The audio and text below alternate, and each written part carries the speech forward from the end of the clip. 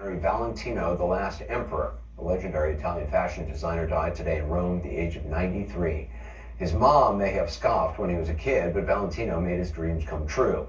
And in the fickle world of fashion, he was at the top far longer than most, dressing everyone from Elizabeth Taylor to Jackie Kennedy to Julia Roberts. His life was lived on an extraordinary scale, on and off the runway. I got the opportunity to meet and spend some time with Valentino a number of times over the years, and my thoughts are with his family and friends and his longtime partner in life and in business, Giancarlo Giamatti. Joining us now is Matt Turnauer, who directed that 2008 documentary, Valentino, The Last Emperor.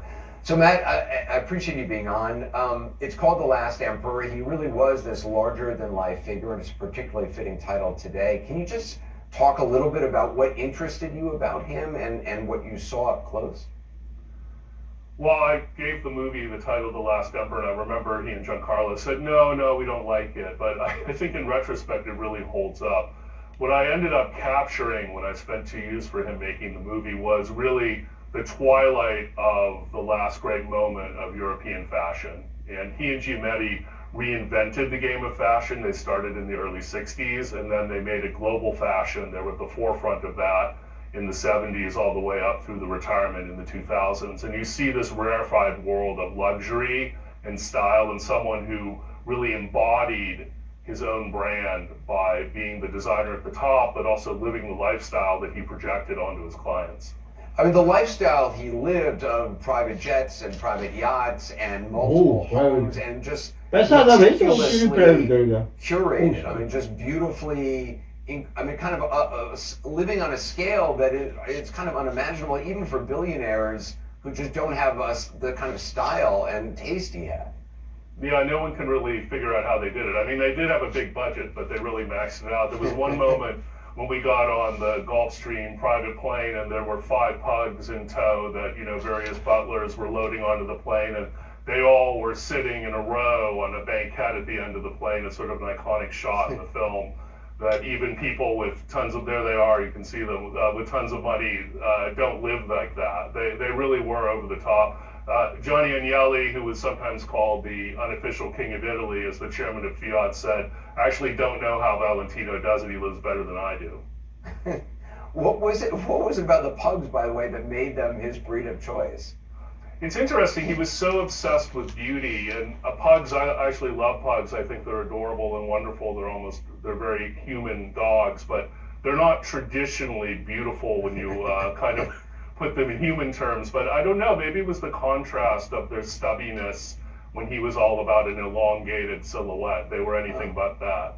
And I mean, it was his lifelong friendship and patronage by, I guess, Jackie Kennedy that really launched him into the fashion stratosphere. Is that right? And Elizabeth Taylor, I guess, as well.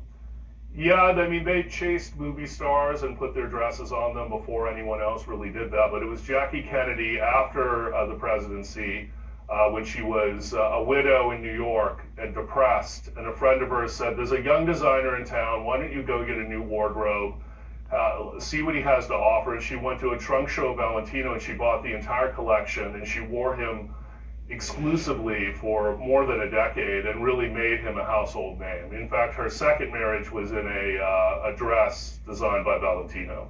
Oh, wow. And Gigi, his longtime business partner, who they were in a romantic relationship initially, I think after they first met in 1960, I think it was.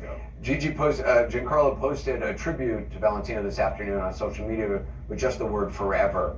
Can you talk about their relationship? One of the reasons I wanted to make this movie was when I went to visit them, they hadn't really been open about their romantic partnership, which had ended some decades before, but they continued to be kind of what I call an Uber marriage.